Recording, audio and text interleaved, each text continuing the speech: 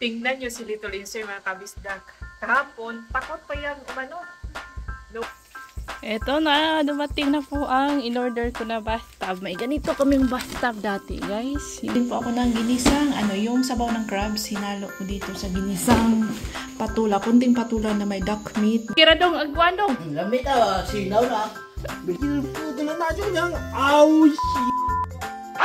Giling sa kita. Ay. Buya doon sa kita. Ay. Yay!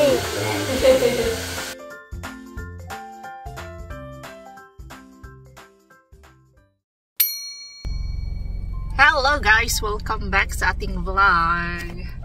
Welcome. Ako po ay nandito sa... Obviously, nasa loob tayo ng ating kotse. Nire-ready ko kasi yung aking ID at yung aking card. Kasi mga kabistak, may problema tayo sa ating bangko. Magpapasahod sana ako kay Sardi at Dudong. Ang ginagamit ko pala na remittance app ay yung E9 Pay. Hindi po ito sponsored. Hindi po alam ng E9 ito. Nire-recommend ko lang sa inyo kasi maganda siya. Super reliable, fast, easy. Wala si Chebroche. E9 Pay. So, 1 year na may 2 years na pala ko na itong ginagamit. Ang sikat dito sa Korea na ginagamit ng mga OFWs natin ay yung Hanpas at Cross Remittance. Yun.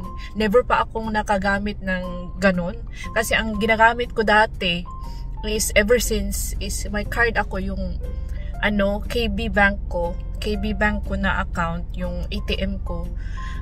Iniwan ko sa bahay namin sa Bohol, kina mama. So, every month, kapag magpapadala ako, yung isang bank ko dito sa Korea, nag-send lang ako ng money doon sa bank ko din dito sa Korea. Pero doon nila, teka lang, tumatawag si DE. Mawag si DE sa akin kanina, naputol yung ating chika. Ayun nga, yung E9, yung ginagamit ko mga kabisdak, nirecommend siya 2 years ago ng aking estudyante na isang broadcaster na Korean siya, Korean na nagta-travel anywhere, tapos may marami siyang mga Filipino friends. Yun ang kanya ginagamit. Kahit na Korean, pwede gumamit noon. Pwede kang mag-send ng remittance anywhere, cash pick up, bank to, yung E9 Pay to bank, pwede siya mga kabisdak. Napakaganda talaga. Tapos, lang yung kanyang fee, very affordable. Tapos yung kanyang payment, remittance fee, lang siya, hindi siya mahal. Kaya nagustuhan ko talaga. So ngayon, ang aking bangko is, ang allowed lang niya, may maximum siya, may limit siya na amount na pwede kong ipadala in 1 day, 1 million Korean won, which is equivalent to 40,000. Yun lang po ang allowed na maximum amount na pwede kong ipadala every day. So, ngayon, nagpadala ako ng 40,000. Tapos, kinabukasan, ngayon, nagpadala ako ng 40,000 at 10 a.m. Kinabukasan, nagpadala ako ulit ng 40,000 at 9 a.m. So, wala pang 1 day mga kabisdak. Kaya, ayun, na-block. Hindi na ako pwede mag-send sa E9 Pay. Gamit ang E9 Pay. Binlock ng aking bank, NH Bank, yung aking mga transaction sa E9 Pay. So, yun ang problema ngayon. So, pupunta tayo sa NH, sa Nongyok Bank para ipaalam sa kanila na ipapa-adjust namin yung maximum na allowed amount na ipapadala ko every day sa Pilipinas using E9 Pay. Yun po. Hindi ko alam sa Cross kung ganyan. May ganyan ba din silang policy? Nung tinawagan ko ang E9 Pay, ang sabi nila, ang maximum daw from Korea to Philippines is 5 million Korean won. Twice ka magpapadala in 1 day. Yun. Yung aking stricto, yung aking bank mga kabisdak. Yun nga, 1 million lang ang pwede kong ipadala every month. 1 million won. Korean won ha, hindi po peso. So, ayun. Ipapa-adjust namin. Sasamahan ako ni Daddy Insoy. Si Daddy Insoy pala is nasa bayan. Kasama yung kanyang mga mga barangay kagawad din. So, ayan, naghihintay ako sa kanya. Dito daw kami sa, gilid ng itong Next Entire. Talier po yan. Malapit sa J-Mart. Sa likod po nitong Talier ay J-Mart na. Ito po ang aking front view. Ngayon guys, makulimlim. Ngayon? Arang Huwebes. Yan siya. Ito po yung Talier. Sa likod nito ay yung J-Mart. Ito naman yung view sa kabila. Bakit ang tagal-tagal ni DE? Ang tagal-tagal ni DE. May klase pa ako 2:30 sa ating English Academy. Huwebes and Biyernes sa English Academy po ako. Lunes and Martes. Martes sa yung Elementary School ako sa public school. Ngayon is 1:15 na. Inaagahan ko kasi mga kabisdak kasi naglilinis pa ako sa aking classroom. Wala kasi naglilinis sa classroom sa mga Hagwon English Academy, unlike sa public school na may mga janitor, janitress sila. So ayun, medyo na ano ako mga kabisdak kasi nasayangan po ako, nakatanggap po ako ng text message galing sa sa tax office dito sa aming probinsya, Gangwon Province, tax office sa Chuncheon City. Ang Chuncheon po ang aming capital city dito sa Gangwon Province. So nandoon po ang tax office. Nag-text sila sa akin na hindi ako nakapasa. Nag-apply man ako ng guys, yung home tax. Iba po yun sa income tax return. Na-receive ko na po ang aking income tax return. Income tax from last year na kita ko. So na-receive ko na siya last June yata. Opo. Tapos nasagap kami balita na pwede daw ako mag-apply sa home tax. Yung bibigyan ka ng child incentives ganun. Yung kung hindi, ang pagkakaintindi ko kung yung kinikita ko is hindi sapat para sa aking family, para sa aking anak, is bibigyan ka ng support, parang ganun, galing sa tax office. So kinumpute nila ganun-ganon, nag-apply. May vlog ako dito mga kabisdak, dito sa home tax na vlog. Ang kinumpute nila, ang dapat ko daw, so kinumpute nila, ang matatanggap ko daw kapag nakapasa ako sa application, ang matatanggap ko is 3 million Korean won, na sa mga 120,000 pesos. So, pinadalhan nila ako ngayon ng text kasi dapat supposedly ma-receive ko yung home tax na yon sa guys, sa October. Sa October ko siya ma-receive, matatanggap. Ngayon nag-text sila sa akin na tapos na daw nilang i-check yung mga requirements ko, yung application ko. Hindi daw ako nakapasa. Bakit hindi ako nakapasa? Sabi nila, nandito na si Daddy Insoy. Dito na si Daddy Insoy mga kabisdak. Oh. Ani, home tax nan. I did not pass daw the requirements. I cannot get daw. Home tax? Oh. What do you mean home The tax? one we applied na, I can get 3 million in October. 뭔 개소리야? You didn't. The man. Oh. Somebody did the computer. Oh, computation. 근데 뭘? Muli ko na lang aking chika. Pinakita ko kay Daddy Insoy yung text, yung notification galing sa tax office. So sabi ni Daddy Insoy na nadamay na ako sa nire-review kasi nila yung assets and properties ng family. Nadamay ako kay Daddy Insoy. Marami kasi properties yung niya, nanay niya. So damay po ako. Meaning hindi pala ako mahirap guys. Akala hindi ako mahirap. Nasayang talaga. Nasayangan ako sa 120 pesos mga kabisdak na makukuha ko sana sa susunod na buwan.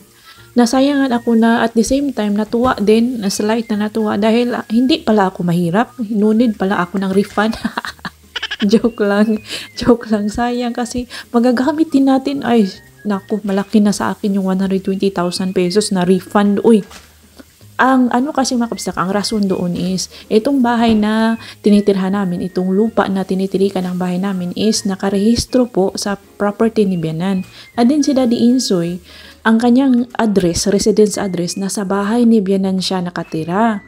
Kaya ayun, yan ang ginagawa namin ngayon, si Daddy Insoy na karehistro siya sa bahay ni Bianan para yung tax namin is hindi gaano kalaking bayaran mga kabisdak. Sobrang laki po ng binabayaran namin na taxes dito sa South Korea. Pero okay lang kahit na malaki dahil alam naman namin at nakikita po namin kung saan napupunta ang aming mga buhis. Unlike dyan sa atin na ang mga buhis ng mga Pilipino napupunta sa mga malalalim na bulsa ng mga buaya. Galit po ako sa aking previous vlog, yung nagluto ako ng halang-halang na manok kasi grabe yung hot issue ba, yung kurakot sa flood control projects, mga ghost projects natin dyan sa Pinas na grabe yung pangurakot sa DPWH at ayun, naglalantara na yung mga ngayon. Unti-unti na nating na didiscover na ibulgar na kung sino ang mga kurakot dyan sa Congress, dyan sa mga politiko na namumuno sa ating bansa. Tapos may nag-comment doon na bakit daw ako nagkukumpara sa Pilipinas at Korea. Ay, Natural, kasi nakikita at nararamdaman ko ang kaibahan dito, sir. Opo, yung mga nasa Pilipinas, siguro hindi nyo po maramdaman, hindi nyo maikumpara dahil nandyan man kayo sa Pilipinas, of course. Ako kasi nandito, kami nasa abroad, mga OFW. Mga OFWs, mga dito na naninirahan sa ibang bansa, malamang maikukumpara talaga namin. At magre-reklamo talaga kami kasi mga taxpayers, maituturing man din kaming taxpayers dyan kasi monthly man kami nagpapadala dyan sa Pilipinas. Huwag mong sabihin sa akin na huwag na akong magreklamo, be positive na lang, maging masaya na lang, mamuhay ng tahimik. Paano ka magiging positive sa mga nangyayari sa panahon natin ngayon, sir, sa ating bansa? Paano ka magiging positive sa mga ghost projects, sa mga milyon, bilyon na talaga, bilyong pera na ninakaw na pundo ng mga mamayan, ninanakaw ng mga buaya dyan sa na nakaupong mga buaya. Paano ka maging dyan, sir? Paano ka maging positive? Sige nga, sabihin mo sa akin, paano ka maging positive niyan? Wala namang masama sa pagiging positive, pero parang nasubraan at wala sa lugar po ang sinasabi mong be positive sa mga nangyayari ngayon. At karapatan nating lahat na magreklamo. Paano nila malalaman na na hindi na maganda ang nangyayari? Paano nila malalaman na hindi na okay para sa mga Pilipino ang labis-labis na pangurakot kung silent lang tayo, kung positive lang tayo lagi, no? So may naitutulong po ang pagreklamo. Kung mag-isa ka lang magreklamo ay wala yung mangyayari. Pero imaginein mo kung lahat tayo magreklamo, lahat tayo, yung bang may boses ang mga mamayan ba, yung isigaw natin ba, ipagsigawan natin na tama na yung mga pangungurakot dyan. Tama na, maging naman tayo, mahiya naman tayo. Magbago na tayo ba? Kasi may pag-asa pa, hindi po mahirap ang Pilipinas. Promise, hindi po tayo mahirap dyan sa Pilipinas. Ang nagpapahirap natin ang ating poor management. Yung mga sakim sa pera ng mga politiko, ng mga public servants, yan po ang nagpapahirap sa Pilipinas. At yung sinasabi mo sa akin na kahit nga mag-ngaw-ngaw, ako nang ngaw-ngaw dito sa aking vlog, walang mangyayari. Ay, kung walang mangyayari, sir, lalakasan ko po yung aking ngaw-ngaw. Opo. At ang sabi mo pa sa akin, dyan ka na lang sa Korea, wag kang umuwi, mamuhay ka na lang dyan ng payapa at matiwasay para magaan ang damdamin. Opo, matiwasay at masaya at masagana po ang pamumuhay ko dito. Nagagalit lang ako at nasasaktan para sa mga pamilya ko dyan sa Pilipinas kasi nandyan man ang mga pamilya ko, nandyan mga kapamilya ko dyan. Opo, kung ako lang kung selfish lang ako, iniisip ko lang yung aking sarili, ay wala po akong problema dito, sir. Ang iniisip ko lang, may malasakit po ako sa mga kapwa ko Pilipino, sa mga kapatid ko, sa mga kapamilya ko dyan. Sana ikaw din, baguhin mo yung mindset mo para sa mga apo mo, sa mga anak mo, sa mga kamag-anak mo, kaibigan mo, sa future generation ba. Hanggat wala tayong makitang changes, ay hindi tayo titigil. Lalakasan pa natin yung ating mga reklamo dito, yung ating kahit na ubusan pa ako ng laway ay magangaw-ngaw ako dito. Dapat may pakialam ka, may pakialam tayong lahat dahil pera po natin yan, bayan natin, future ng ating mga anak, mga apo, mga apostohod pa ka na diha. Gugustuhin mo na lang na hanggang ganyan na lang talaga ang Pilipinas habang buhay? Or more worst pa? Masaya ka na, be positive pa rin lagi. Diba, nag-strong na naman si Ajuma. Pasensya na kayo mga kabisdak. Alam kong good vibes ang hanap ninyo sa ating vlog, which is good vibes naman talaga po dito sa bukid. Masaya naman talaga ang buhay dito. Payapa, simple, masaya, sagana. Ayun nga, dahil sa mga nakikita ko sa balita, siyempre nasasaktan ako at nalulungkot at nagagalit. Kaya, please bear with me. Sa lahat ng mga nakakaintindi, maraming salamat. Sa mga nagpapakita ng suporta, maraming salamat po sa inyong lahat. At may pala ako dito mga kabisdak, please hype our videos. Kung sa tingin nyo ay maganda ang video na ito, please like, comment, and share para naman ma-spread po ang ating vlogs. Marami pang makakita yung mga 3 videos in a week. Diba? Madalas ako mag-upload kung wala akong masyadong gagawin, everyday ako mag-upload. Pero kapag busy, which is busy talaga si Ajuma, every other day po ako nag-upload. So, paki-hype, in 1 week, pwede kayo makapag-hype ng 3 videos, meaning mag-like lang kayo at mag-comment at mag-share. Yun lang, pakiusap ko po yun sa inyo mga kabisdak. Para naman lumaki-laki ang ating channel at lumago-lago. Maraming salamat po sa inyong suporta. Ito po ang niluluto ko para sa aming hapunan, crabs, alimango. Nilagyan ko lang ng Sprite. Alam ko may nag-advise na sa akin na pakuluan muna ang crabs. Nakalimutan ko. Sorry mga kabisdak, nakalimutan ko. Pinakuluan ko agad yan ng Sprite, ng soda. At tomato sauce. Sariling version ko po ito mga kabisdak ha. And I'm not sure kung masarap ba ito. Pero for sure matamis ito siya kasi kamatis plus soda. Nilagyan ko lang ng asin, pampalanse at seasoning powder. Ayan. So, Kira dong, agwanong. Lamit sinaw na. Lamit na sound. Waisud. Kaya po ilang bay na yun. Lambay to. Hmm. Og ibog. Pag susi na ba, pag tabog na, kaya na mali, tabog ay susi dyan. Pag susi mo, kisa may bigawa. Si Ilot. Ilot ko na ba? Ilot ko na. Sakpat ka. Kain tayo mga kabisday. So this morning, kagabi hindi ko po siya nakain. Hindi ko natikman kasi kumain ako ng patula. Ginisang patula. So today ko na siya kakainin. This morning ko na siya kakainin. And then nagluto din ako ng... Sa breakfast ko na lang kainin, tikman yung aking nilutong crab. Tapos nagluto na din ako ng ginisang kalabasa with, ano yan guys, sitaw, may patula din na naka-mix, and then duck meat. Yan po ang duck meat na paborito ni Little Insoy. Yung sobra niya is hinalo ko sa aking ginisa. Tapos yung sabaw ng crabs, hinalo ko na din dito para hindi masayang kasi marami po yung sabaw ng crabs. So masarap, malinamnam po ang ating ginisang kalabasa with sitaw. And then may kimchi din tayo mga kabisdak, pampatanggal umay. So after kong kumain ay ayan, dumating yung ating sa kupang, yung ating order na yung bathtub. May bathtub man kami na malaki mga kabisdak, pero tinapo namin, gawa nung nag-demolish na yung sinira yung old dati na bahay. So yung mga lumang gamit din namin tinapo na. Tapos eto na, bumili ako ng para kay Little Insoy lang, yung maliit para pang kids na plastic bathtub mga kabisdak. Ang original plan talaga is maglalagay ng bathtub doon sa malaki na toilet. Pero wala na kasi nga, tumakas naman yung aming contractor. So, wala na tayong magagawa. Tingnan nyo si Melik. Yan ang sinasabi ko sa inyo na parang mga anak na po si Melik. Parang gusto niya atang magsagawa ng team. And yes po, ipapaspade namin itong si Melik. After niyang mga anak, ipapakapon na namin yan para hindi na kami matabunan ng mga kuting. Kaya lang sabi ni Ma'am Cynthia, matatabunan kami ng mga kuting dito kung hindi namin ipapakapon yung si Melik. And good thing kasi si Missy at si Millie, akala ko mga girls, mga lalaki pala mga kabisdak. So need ba pang kapunan ang mga lalaki na kuting mga kabisdak? Parang hindi na siguro, no? Paki-comment na lang, paki-suggest sa akin kung paano natin, kakapunan ko pa ba ang mga lalaki na mga kuting. So, ayan, bumili din tayo ng isang sako na cat food. Na, naamoy ni Melik yung cat food. Alisto si Melik sa cat food. Kasi laging gutom dahil nga buntis. Ito po yung malaki na CR. Nandito yung ating washing machine. Dito kami naglalaba. Diyan nagsha-shower sila Saldi at Dudong at Dadinsoy. Yan po yung may bidet na nagulat si Dudong sa bidet. Ayan siya. Dito kasi kahit na malaki yung plastic na bathtub, pero hindi ko siya dyan ilalagay dahil hindi kami naliligo niya ni Little Insoy. Dito po kami naliligo sa aming banyo sa loob ng aming kwarto. Sa tingin ko kasya naman yung ating nabili na pambata na plastic bathtub. So, dyan natin ilalagay. I'm sure magugustuhan ni Little Insoy kasi matagal na siyang namimiss niya na po ang maligo sa bathtub.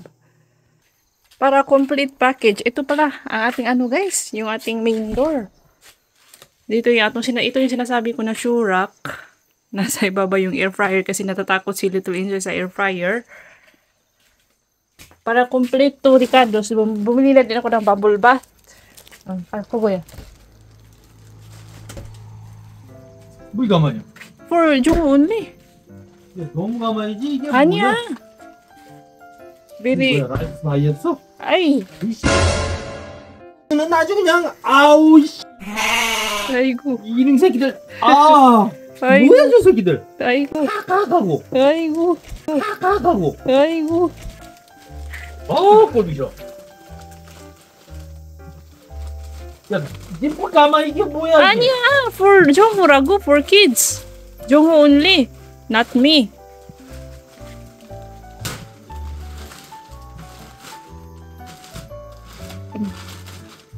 Yun nagra-wrap na naman ang ating Daddy Insoy. Nagre-reklamo yan, bakit ko daw binibilhan ng cat food ang ating mga pusa. Siyempre cat food dahil mga pusa man Wala kasi, sa mga hindi nakakaalam, no, originally no, wala po kaming pusa. Yang si Melik po ay itinapon niya ng mga city people na ayaw na nila sa kanila mga pet. Tinapon dito sa amin at dito na sa bahay lumalapit. Ayan, kaya napamahal na rin sa akin. Pero itong sila ni Insoy, ayaw niya sa pusa, guys. Gusto niya yung dogs. Pero ngayon, unti-unti na siyang napapamahal sa kanila. Nagluluto pala ako kanina para kay Little Insoy. Egg po yun mga kabisdak. Anyways, maraming salamat po sa ating mga kabisdak na patuloy na nanonood ng ating mga videos. Thank you so much mga kabisdak sa inyong suporta at pagmamahal. Hello kay Ma'am Joanne de la Cruz. Hello sa mother ni Miss Alexa Hernandez in Tabuk City, Kalinga, Apayao. Hello kay Ma'am Lilia Caldito. Ito siya yung aking napili. Mr. Bubble, Come and Sleep. Bubble Bath. Tear-free and hypoallergenic, dye and paraben-free. Maganda to.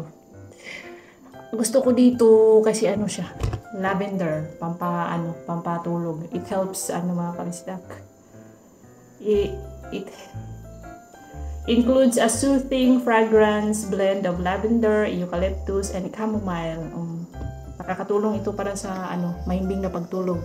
Makes getting clean more fun than getting dirty. Lots of bubbling fun. At ito, American product, mga kabisdak. Kapag ganito American product, nilalagyan nila ng sticker, tapos may dyan, Korean na label. Ano to siya, guys? 1.06 liters. Nasa mga, I think 11,000 Korean won. 400 pesos plus 1 liter. May ipapakita ko sa inyo kung paano mag-enjoy si Little Insoy. Udi, Chugi! Ayaw niya dito mga kabisdak. Maliit daw. Maliit yung space. Gusto niya dito maglaro. Turuga! Dala-dala na natin ang ating bubble bath. Murchi! Yan!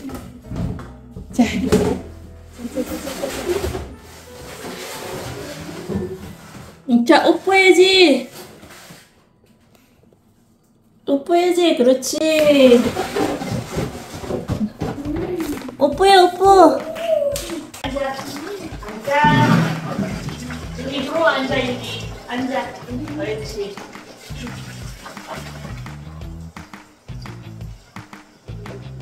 앉아.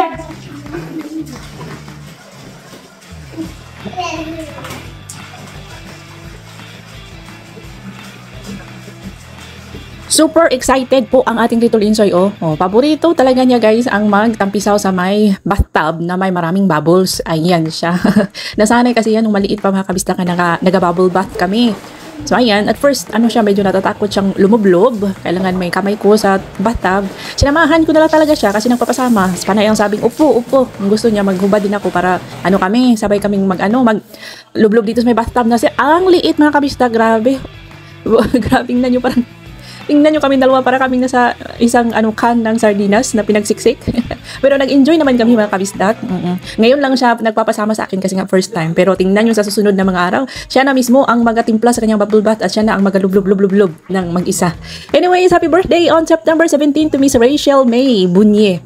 And hello kay Ma'am Emma Bernisto ng Muntinlupa City. Hello kay Ma'am Lilia Caldito. Happy birthday to Mr. Romel Kayari on September 13. Happy birthday to Nanay Nati on September 18. Hello sa Boom Boom Group Mamshi ng Binangunan Rizal. Hello kay Concordio Dumupoy ng Valenzuela City. Hello kay Ma'am Nancy Endrinal ng Laguna. At kay Ma'am Marisa Anguay. Thank you so much for always watching mga kabisdak. And please don't forget to hype one of our videos. Actually 3 sa ating mga videos na in-upload this week by liking, commenting, and sharing. Maraming salamat po mga kabistak!